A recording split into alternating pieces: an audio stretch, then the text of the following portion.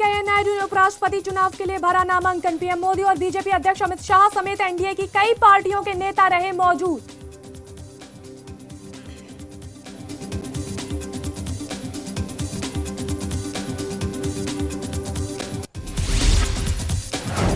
मोदी मंत्रिमंडल में हुए बड़े फेरबदल। स्मृति ईरानी को सूचना प्रसारण मंत्रालय का अतिरिक्त प्रभार तो नरेंद्र सिंह तोमर को मिला शहरी विकास मंत्रालय का अतिरिक्त प्रभार।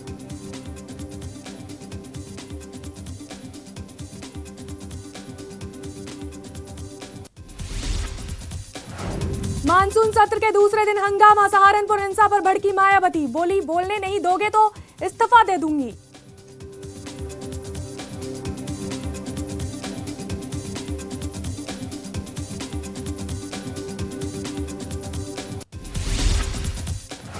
जम्मू कश्मीर में मोबाइल को लेकर जवान और मेजर के बीच हुआ विवाद। जवान ने मेजर शिखर थापा पर की फायरिंग। गोली लगने से मेजर की मौत। 8 राष्ट्रीय राइफल में तैनात थे शिखर थापा।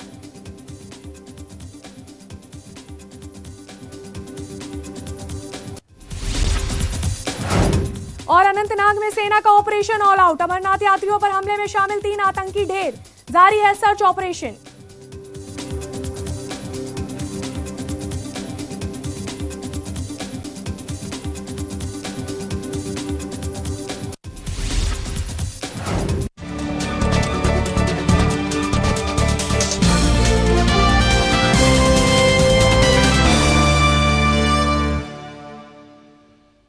नमस्कार, आप देख रहे हैं खबर फास्ट और मैं हूं आपके साथ निशा चौहान। रुख करते हैं खबरों की ओर। एनडीए के उपराष्ट्रपति पद के उम्मीदवार वेंकैया नायडू ने अपना नामांकन भर दिया है। इस दौरान पीएम मोदी, बीजेपी अध्यक्ष अमित शाह, लाल कृष्ण आडवाणी, सुषमा स्वराज, अरुण जेटली समेत कई एनडीए के कई पार्टियों के नेता मौजूद रहे। इससे पहले वेंकैया नायडू ने बीजेपी के वरिष्ठ नेताओं लाल कृष्ण आडवाणी और मुरली मनोहर जोशी से मुलाकात की। बता दें, उपराष्ट्रपति पद के लिए नामांकन भरने का आज आखिरी दिन है। सोमवार शाम बीजेपी संसदीय बोर्ड की बैठक में वेंकैया नायडू के नाम पर मुहर लगाई गई थी।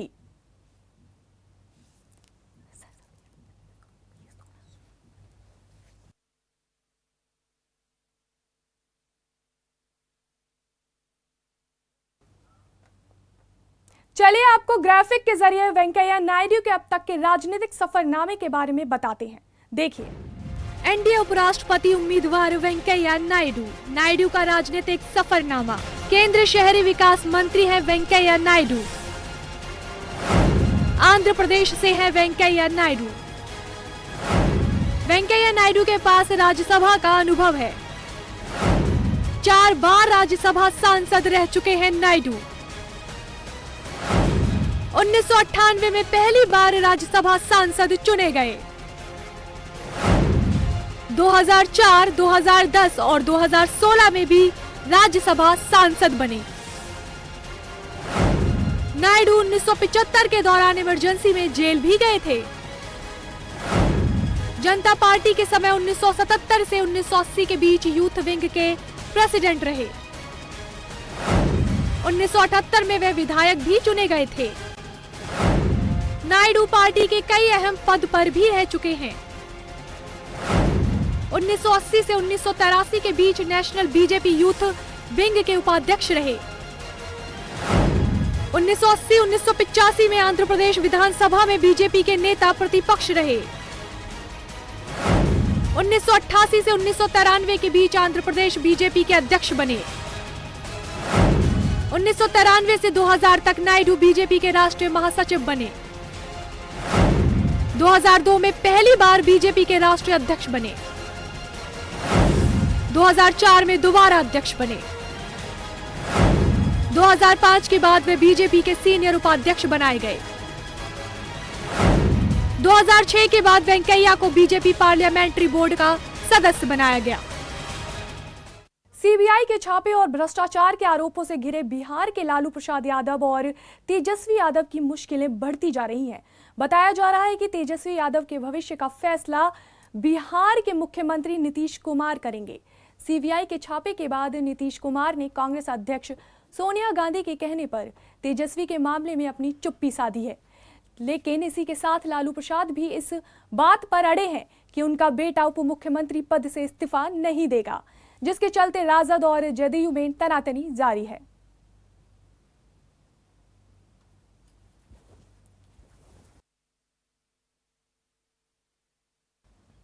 दिल्ली पुलिस को ठुल्ला कहने के मामले में दिल्ली हाई कोर्ट ने दिल्ली के मुख्यमंत्री अरविंद केजरीवाल को निजी पेशी से छूट दे दी है। केजरीवाल को यह छूट 16 अक्टूबर तक के लिए मिली है। दरअसल हाई कोर्ट में केजरीवाल ने अपनी व्यवस्थाओं को लेकर एप्लीकेशन लगा कर पेशी से छूट देने की मांग की थी। आपको बता दें कि एक इंटरव्यू के दौरान अरविंद केजरीवाल ने दिल्ली पुलिस के कांस्टेबल के लिए ठुल्ला शब्द का इस्तेमाल किया था। केजरीवाल ने यह टिप्पणी 2015 में की थी, जिसके बाद से ही दिल्ली पुलिस ने केजरीवाल के खिलाफ मोर्चा खोल दिया था। केजरीवाल का यह बयान चर्चा में था। उस समय दिल्ली की पुलिस कमिश्नर BS बसी भी थे और उन्होंने इस पर कड़ा एतराज जताया था।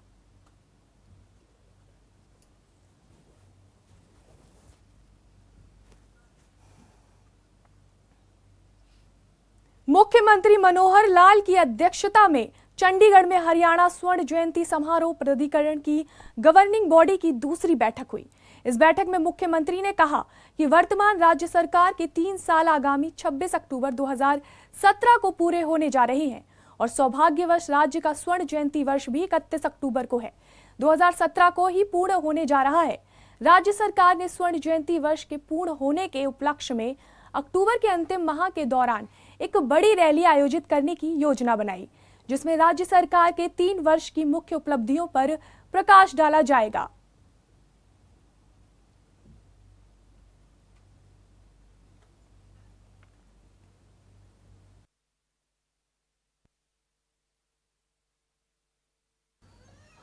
चंडीगढ़ में हरियाणा के विधायकों और बाहर से आने वाले अतिथियों को MLA हॉस्टल में बेहतरीन सुविधाएं उपलब्ध करवाने के लिए आपको बता दें हॉस्टल का उद्घाटन किया।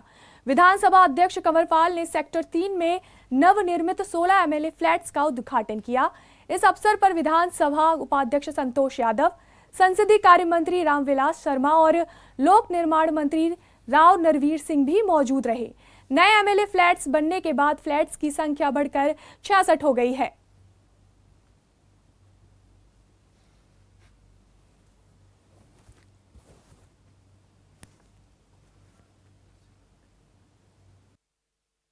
वहीं दक्षिण कश्मीर के अनंतनाग जिले में सोमवार रात एक भीषण मुठभेड़ में सुरक्षा बलों ने लश्कर के 3 दुर्दांत आतंकियों को मार गिराया। बताया जा रहा है कि मारे गए आतंकी अमरनाथ यात्रा पर हुए हमले के मास्टरमाइंड अबू सलाइम के साथी थे और इन तीनों का हाथ भी इस हमले में था।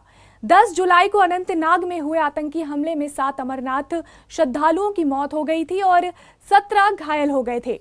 मुठभेड़ में मारे गए आतंकियों की पहचान मुदस्सर हजाम, शौकत लोहार और लश्कर कमांडर जिब्रान के रूप में हुई है। मारा गया तीसरा आतंकी जिब्रान है। ये कोई और इसकी आधिकारिक पुष्टि नहीं हो पाई है। मारे गए लश्कर के तीनों टॉप आतंकी थे और पिछले दिनों अनंतनाग में थाना प्रभारी सहित 6 पुलिसकर्मियों की हत्या में भी इन्हीं का हाथ था।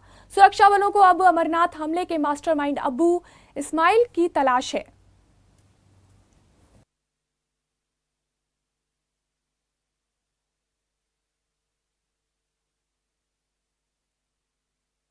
सुप्रीम कोर्ट के 18 और 19 जुलाई को 5 सदस्यीय संविधान बेंच के समक्ष आधार कार्ड के मामले में सुनवाई करेगा। ये पीठ निजता उल्लंघन और अन्य शिकायतों से जुड़ी याचिकाओं पर सुनवाई करेगा। आपको बता दें कि JS खेर ने दोनों पक्षों से पूछा था कि इन मामलों में 5 सदस्यीय संवैधानिक पीठ को सौंपा जाए या 7। इस पर KK वेणुगोपाल और श्याम दीवान ने 5 सदस्यीय संवैधानिक पीठ का पक्ष लिया। इससे पहले 7 जुलाई को सुप्रीम कोर्ट की जस्टिस J चलमेश्वर की बेंच ने सभी पक्षों को सलाह दी थी कि वो इन मामलों की सुनवाई के लिए चीफ जस्टिस से संवैधानिक बेंच गठित करने का अनुरोध करें। सुप्रीम कोर्ट ने आधार की वैधता और इससे जुड़े अन्य सभी मामलों की सुनवाई के लिए संवैधानिक पीठ बनाने की मांग मान ली है।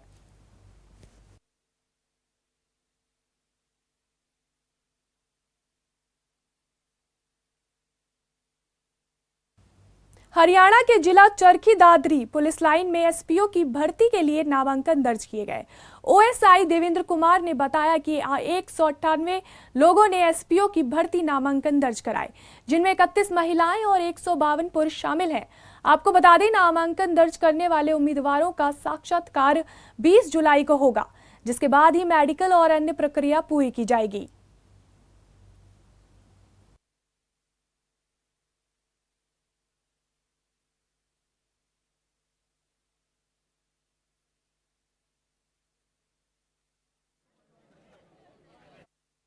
सरकार ने आगे अब हमारी सुनी है, एसपीओ की पोस्ट पे हमें हरियाणा पुलिस में ही एडजस्ट कर रहे हैं। आज यहाँ अदर डिस्ट्रिक्टों से भी और प्रॉपर दादरी के भी सभी अप्लाई कर सकते हैं, कोई कहीं भी कर सकता है। लेडीज़ भी हैं, 31 लेडीज़ के फार्म जमा हुए हैं। 819 है, उनकी ज्वाइनिंग नहीं हुई थी, कुछ की ज्वाइनिंग हुई थी, वो भी इसमें एसपीओ में शामिल कर दिए गए। 35 फार्म उनके जमा हुए हैं। वक्त हो चला है एक छोटे से ब्रेक का।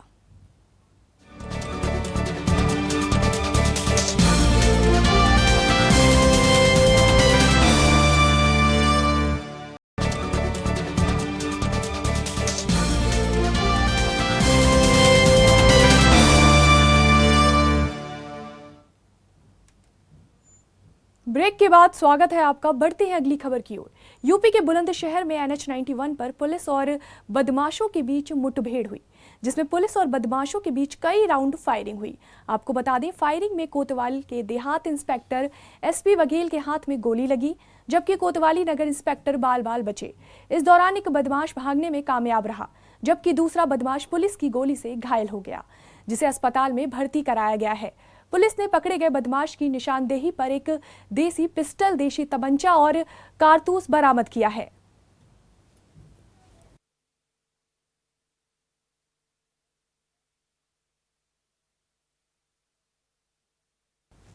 सिरसा जिले के नेशनल हाईवे 9 पर गांव पन्नीवाला मोटा के पास श्रद्धालुओं से भरी बस पलट गई।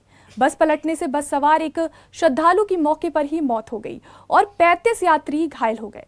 बताया जा रहा है कि ये बस पंजाब के मालौट से सिरसा के डेरा सिकंदरापुर जा रही थी। मृतक की पहचान अमित मक्कड़ के रूप में हुई है। फिलहाल सभी घायलों को इलाज के लिए सिरसा के नागरिक अस्पताल में भर्ती करवा दिया गया है।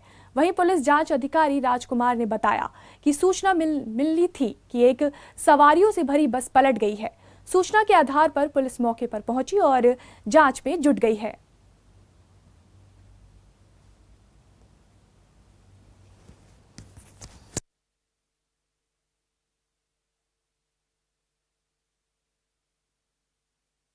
भारत और ऑस्ट्रेलिया के बीच के संबंध और मजबूत होते दिखाई दे रहे हैं।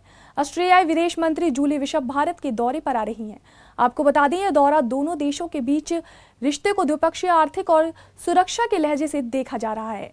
विदेश मंत्री जूली बिशप भारत के विदेश मंत्री सुषमा स्वराज से मिलेंगी और दोनों देशों के बीच मजबूती प्रदान करने पर चर्चा करेंगी। जूली बिशप PM मोदी से इस साल के आरंभ में प्रधानमंत्री नरेंद्र मोदी और ऑस्ट्रेलियाई प्रधानमंत्री माल्कम टर्नबुल के बीच हुई सफल मुलाकात के बारे में बात करेंगी।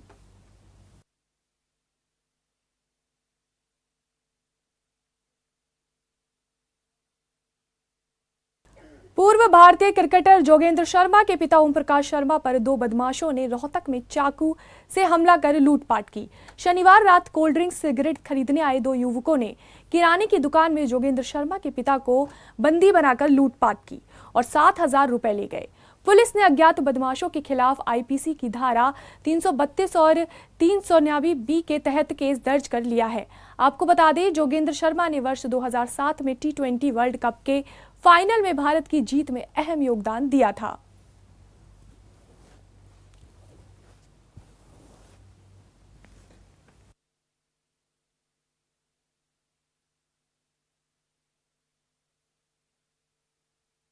सिद्धार्थ मल्होत्रा और जैकलीन फर्नांडिस की आने वाली फिल्म आ जेंटलमैन का गाना द डिस्को सॉन्ग का टीजर रिलीज हो गया है। हम आपको बता दें, आज जेंटलमैन जैकलीन और सिद्धार्थ के साथ में पहली फिल्म है जो कि 25 अगस्त को रिलीज की जाएगी। यह एक एक्शन कॉमेडी फिल्म होगी जिसे राज निधिमोरू और कृष्णा DK ने डायरेक्ट किया है।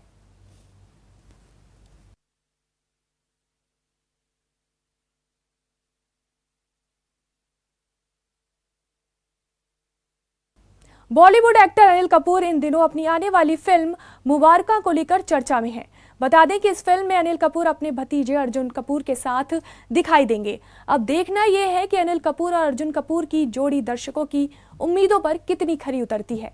फिलहाल खबरें तो ये भी आ रही हैं कि अनिल कपूर और अभिनव बिंद्रा की बायोपिक में अपने बेटे हर्षवर्धन कपूर के साथ पापा के रोल में दिखाई देंगे। ये फिल्म बाप बेटे के रिश्ते पर है।